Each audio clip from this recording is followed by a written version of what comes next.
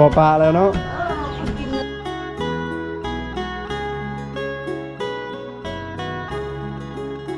สัญญาณแห้งกับอยู่บ้านนี่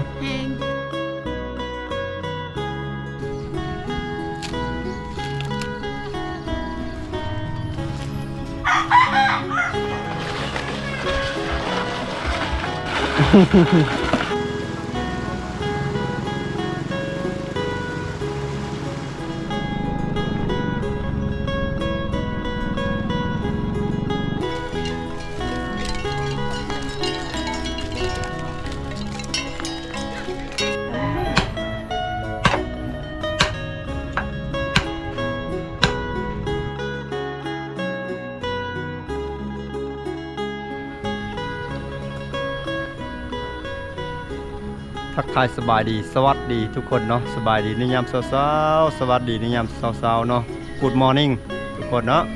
ตอนนี้วรัตอยู่ที่หมู่บ้านพะล่องบ้านพะล่องค่ำทุกคนนะเมืองพีน ว่าอยากหลงเนาะบ่สู้ได้มาแล้วบ่ค่อยได้มาแล้วอยากหลงเมืองทุกคนได้อยู่ที่ชนบทแห่งหนึ่งเนาะของเมืองพีนมาทางทิศเหนือพี่แหละทุกคนเลยห่างจากตัวเมืองพีนไกลเด้โอ้น่าจะ5-60 กิโลเมตรพุ่นแหละเติบเด้อทุกคนเมื่อคืนในการมานอนอยู่บ้านของคนหูจักนี่แหละคนบาซารีเพิ่นพามาเนาะก็ว่าที่พาทุกคนเลาะตามติดเบิ่งวิถีชีวิตของคนภายในหมู่บ้านในยามเช้าๆเนาะไปเลาะเบิ่งนำกันเนาะทุกคนเนาะหมู่บ้านนี้ก็เป็นหมู่บ้านของคนพี่น้องส้นเผ่าบลูเนาะหมู่บ้านกว้างเลยประมาณ300-400หลังคาเรือนแหละแต่ว่ายังคงมีวิถีชีวิตความเป็นอยู่แบบดั้งเดิมทรงเฮือนเล่าดั้งเดิมยังคงปรากฏเห็นให้หลายเนาะเดี๋ยวจะพาทุกคนเลาะเบิ่งเนาะ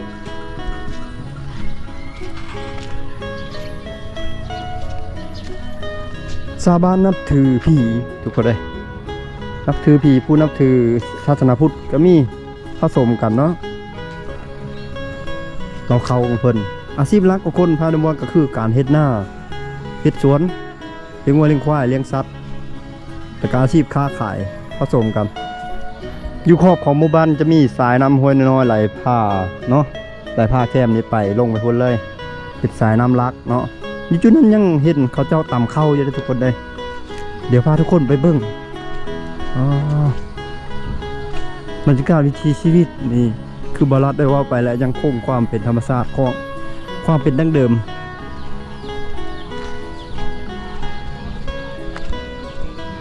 เป็นหมู่บ้านที่ว่าหน้ามาเที่ยวส้มได้หมู่เขาเจ้านี่เขาเจ้ายังคงปล่อยหมูอยู่ได้ทุกคนได้เดี๋ยวไปเบิ่ง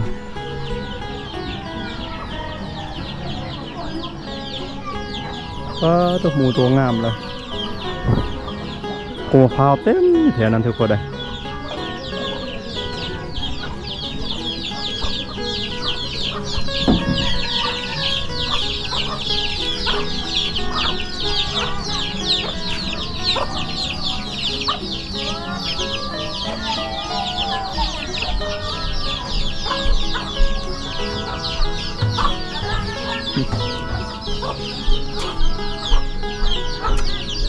กับข้าวลาเนาะ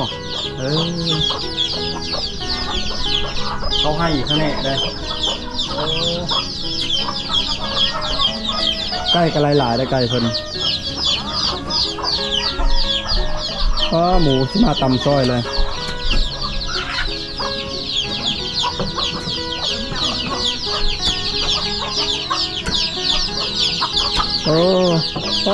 ไก่น้อยหลายเนาะเชี่ยวๆอยู่ดุขนาดน้อยๆฮะดุมั่นขนาดเลยเฮ็ดเรียกให้งานแล้วเก่งขนาดเลยพี่น้องเลย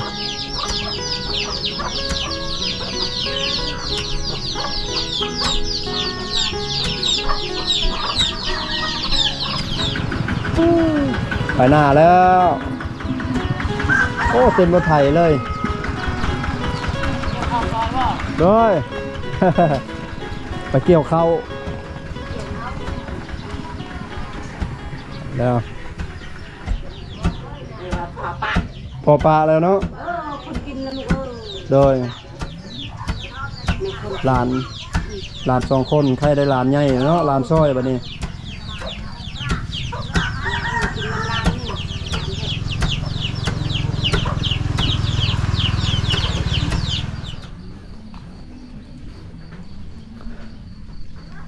โรงเรียนที่ว่ามี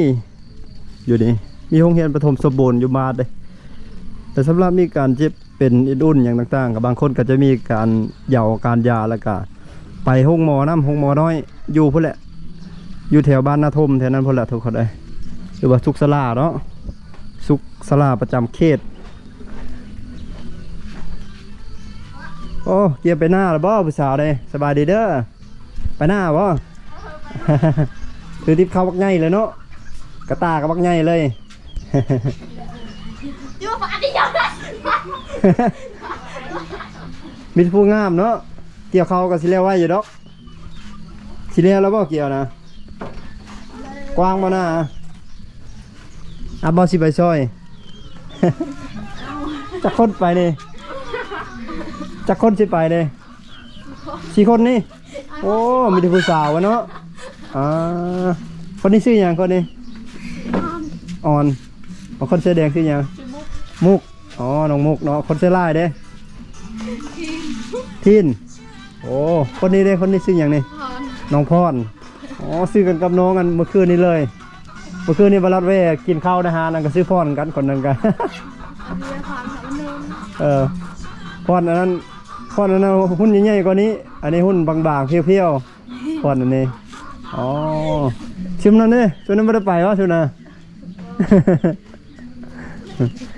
กดอันนี้เฮือนโค้เนาะนี่เนาะเฮือนโค้มาเฮือนนอนนี่โอ้เฮือนนอนสิเจ้านอนใช่สิเจ้านอนเฮือนใหญ่นี่อ๋อตัวมีทูงามพี่น้องไก่บอลน่านะไก่เติบปกไก่ปันใดจักชั่วโมงย่างฮอด30 นาทีก็ฮอดโอ้ไปตาจักไปช่อยเนาะให้บารับไปช่อยได้บ่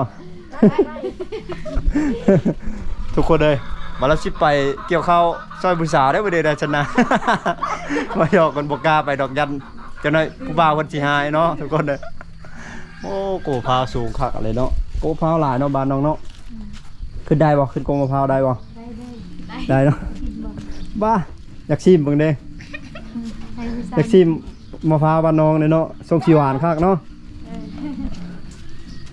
สาวบ้านพะลองมีแต่คนน่าฮักเนาะ ไปนะค่ำพุ่นแล้วมาเนาะ5 โมงพูดจังว่านะโอ้อันยังต่ำเข้าบ่คือว่าเห็นคกต่ำเข้าโอ้ต่ำเข้าด้วยคกมือเนาะบางคนผู้มี64กับ4แล้วเนาะแต่คอยสังเกตเบิ่งนะใช้มือถือรุ่นใดนี่สัญญาณแห้งกับปัจจุบันนี่แห้งเนาะอ๋อโอเคฉันได้เรื่องแล้วป้าต่อพี่น้อยพยักมาเล่นบ้านพะล่องค่ำนี่ก็มาหาเล่นน้องๆ3-4 คนนี่แหละอายุบ้านไหนอายุในเมืองพอ เอาเป็นยังขึ้นหัวมันเป็นตาตลกวะ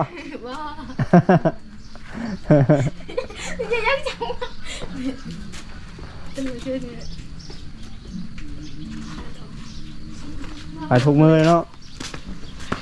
จนกว่าจะแล้วอยู่ห้วยนี่ปลาหลายวะไปบัดนี้เขาก็ชี้ไปนำได้บัดนี้เลยไปทางนี้เนาะทางไปเนาะโอ้ฝนกระตกพี่น้องพายุเข้ายิ้มยับอยู่เด้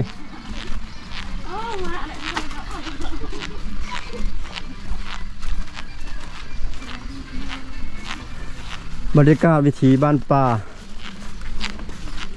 หมู่บ้านทึกล้อมรอบโดยป่าไม้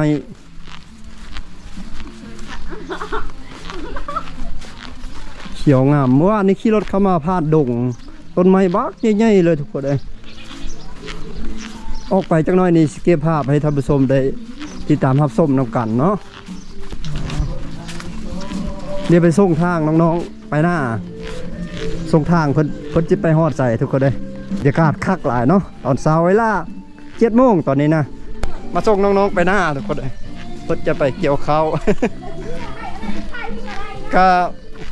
คันมีเวลาหลายก็อยากจะไปเบิ่งฮอดหน้าอยู่ทุกคนเลยว่าเขาเพิ่นงามซะใดเนาะแต่คันสิเกี่ยวซอยอยู่อันนี้ยังมีแผนจะไป หลายหมู่บ้านเดียวยังจะไปคักอะไรเนาะเหือนเป็นลำง่ายเลยส่งคลาสสิกขนาดเลยทุกคนเลย โอ้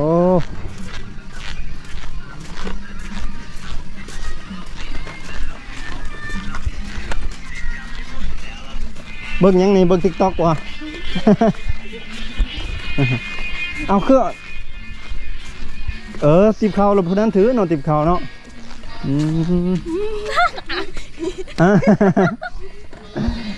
สาวพลองคำคนหน้าฮัก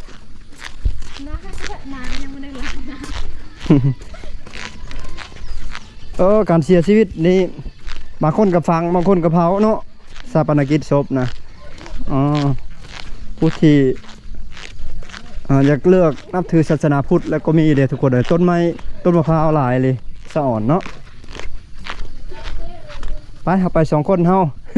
ไปป้าคักอะไรเฮ้ยบรรยากาศเนี่ย น้องๆฟังเพลงฮัสวิลาปาหามใจอีกทุกคนเลย อย่าย่างก่อนน้องๆ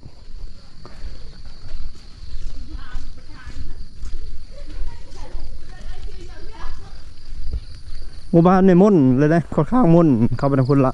เดี๋ยวจะพาย่างเลาะเข้าไปในหมู่บ้านโอ้เฮือนหลังนี้คากะหรี่หลังคาซ้อนกันหรือขออนุญาตเจ้าของเฮือนหลังคาซ้อนกันคักเลยโอ้โห1 2 3 4 5 6 7ชั้นพวกชั้นของหลังคาฮะใกล้จะฮอดแล้วนะโอ้ไปเลยฮะยังไกลอยู่แม่นบ่ ไปเดี๋ยวสิไปส่งฮอดแคมป์ป่านคันว่าเจอหน้าอยู่นี่ก็สิอันนั้นเลยคันว่าบ่เจอก็สิกลับคืน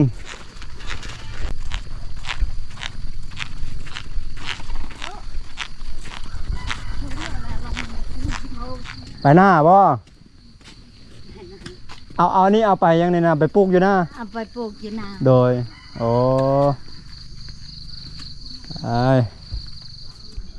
ไปเอาไปทางใดบัดนี้เลาะเข้ากลางบ้านเนาะต้นมะพร้าวหลายเลยเนาะกมะพร้าวนะโอ้ลึกบ่ภาษาเจ้าว่ายังมะพร้าวนะต้นบ่ต้นเนาะต้นลำมะพร้าวกมะพร้าวหลายเลยกันโฮมกันได้ป่ะที่ได้หลายต้นเนาะหมดบานเลยปิดมาโฮมกันแล้วส่งขายเข้าในเมืองเนาะเขาบักทิมมาแล้วพุทธทิมก็มีนี่ดิบาซาลีทุกคนเลยสวัสดีพาบาลัดลมผู้สาวมานี่ บันพลองไปเลาะเบิ้งผู้สาวบาพลองค่ำเนาะไปใช้ผู้สาวออกหน้าปลาเกี่ยวข้าววะเลยโอ้สาวบ้านพลองค่ำเฮามีแต่คนดูมันเนาะไก่บ่หน้าบ่ได้ไก่ผู้คนกำลังลังไหลออกให้ออกหน้าบ่แม่โดยเกี่ยวข้าวบ่โอ้เขายำเกี่ยวข้าวเลยเนาะวันนี้โอ้ถือเกี่ยวไปเฮือนเลยเนาะ โอ้ผู้บ่าวรอพี่ตองเอ้ยปัจจัยของสาวๆหลายคนอยู่ดอกภายในหมู่บ้านนี่ปวดรถอีแท็กคณะกรรมการแล้วเกี่ยวข้าวบ่ลูกน้อยครับไปน้ำเลยลูกน้อยเนาะร้านบ่โอ้โห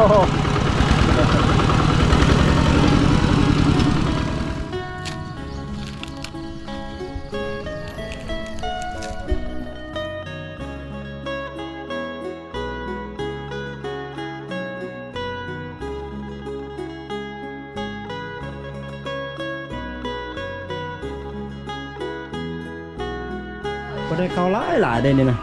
เต็มเลยเราลิงกลางบ้านชื่อยังจะสะคอบักไงชื่อไม่สาไม่ได้ผัวแล้ววะคนนั้นเด้เชื่อลายชื่อยังน้องพรลายขนาดหักบ่เป็นพรแม็กได้เนี่ยนะ พรธรรมดาสีนี่ไล่ไปได้สีนี่ไล่เป็นเป่าอ๋อเป่าอ๋อไปไว้อยู่พุ้นที่บาเซียไปสีไหมเนาะไปไว้อยู่ราคาพุ่นก็สมาชิกเต็มเลยทางหลังเนาะ เต็มเลยย้ายเขาเก้าออกเอาเข้าไม้มาใส่บ่นี้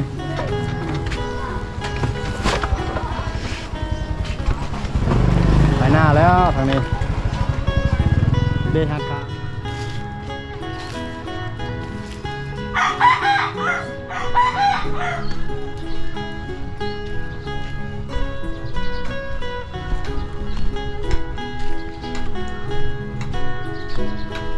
อ้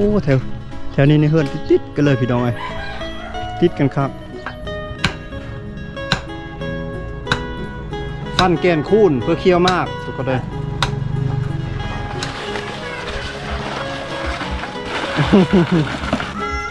คาแล้ว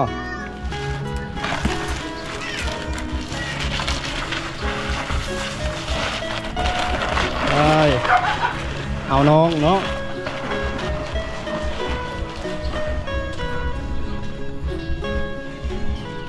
เป็นเนาะเจ้าเนาะเอาน้อง มีวิธีเอาน้อง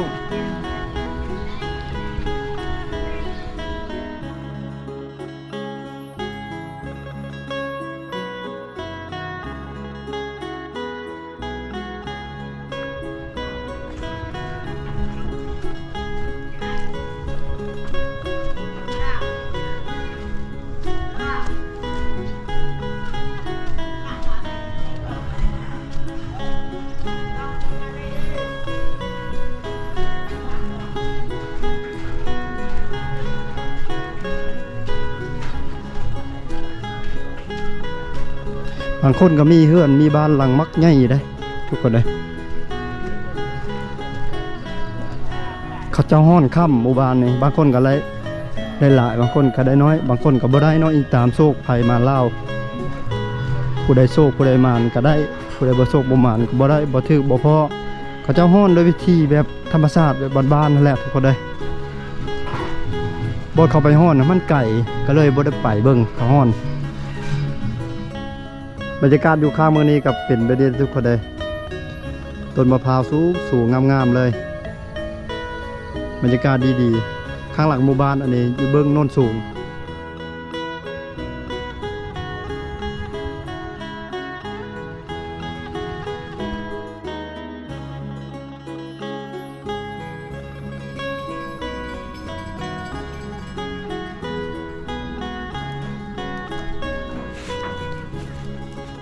นำสร้างบ่อบาดาลประจำหมู่บ้านทุกคนเลยเด้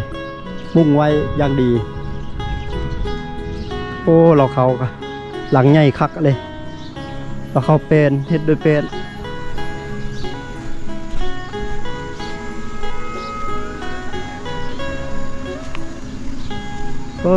ทั้งหมูทั้งเป็ดอยู่ในลายคักเลย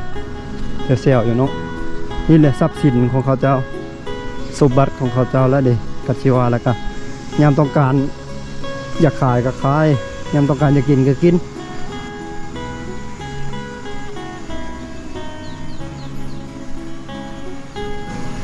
ไม้นาใหญ่คักไม้นี่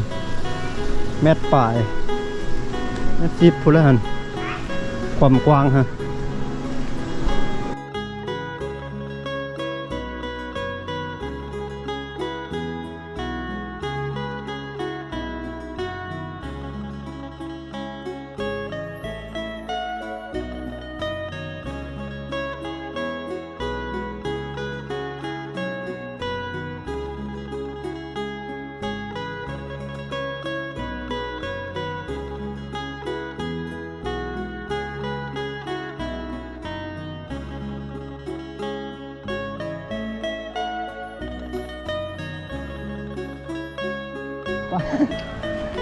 ท่าก้อนเนาะกัดแดดเนาะไก่บ่หน้าค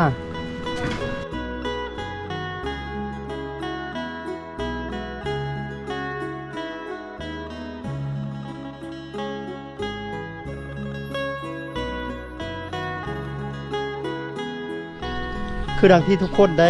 อันนั้นแหละทุกคนได้เห็นภาพบรรยากาศแหละทุกคนก็กำลังจะเกมไปออกกำลังจะเกมออกไปให้ไปหน้าเซลล์เลยพยายามสาวๆไปเนี่ยฮะนี่คือวิถีชีวิตและกิจวัตรประจำวันของเขาเจ้าเนาะต้นมะพร้าวหลายเขาปลูกได้ปลูกดีขนาดนี้มันเป็นเนาะสังลังเลยโอ้กินยาได้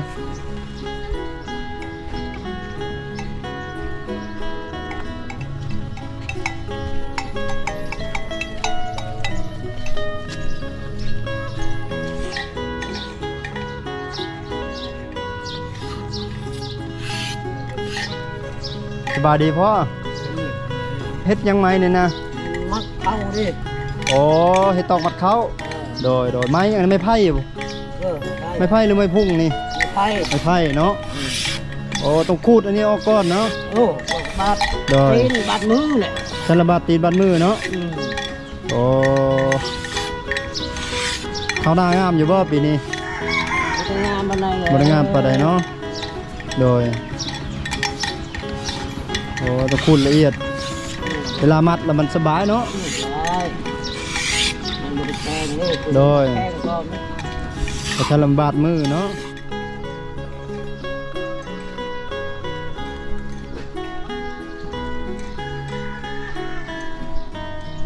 หัวร้ายหลายเจอผู้สาวขายเครื่องอยู่ห้านทุกคนเลยสาบานพระรองเนาะขออนุญาตถามน้องซื้ออย่างฮะเครื่องโอ้โมเมนต์เมื่อคืนนี้น้องไปอยู่ห้านบอลอากินข้าวยันเห็นได้บอก พิเศษ อยู่ว่างันทางเข้ามาเด้อยู่ใกล้สวนยางอะอยู่หัวบ้านพุ่นนะห้านบอลเขาขายเฟอเด้ ไป อืม แต่ว่าเขาไม่ได้กินเพิ่นเลย บริกินบ่เห็นบ่อายเห็นบ่อายอยู่หัน ไม่ใช่เนี่ยไม่ได้บึ้ง บ่ได้เบิ่งเนาะ คอยก็ไปกับผู้บ่าวคอยบ่ ต้องไปกับไผเพื่อเด้ไปผู้เดียวโอ้เพิ่นขายเบิดนี่มีเรามีเบียร์ซื้อแล้วก็นั่งกินอยู่นี่ก็ได้นั่งกินอยู่นี่ได้บ่ซื้อแล้วได้เนาะโอ้คักขายข้าวต้มขนมสบายเลยนี่เบิ่งวิวบรรยากาศหน้าหมู่บ้านนี่มีงัวมีหยังนี่มีพระเฒ่านั่งพิงไฟอีกได้เรื่องนี่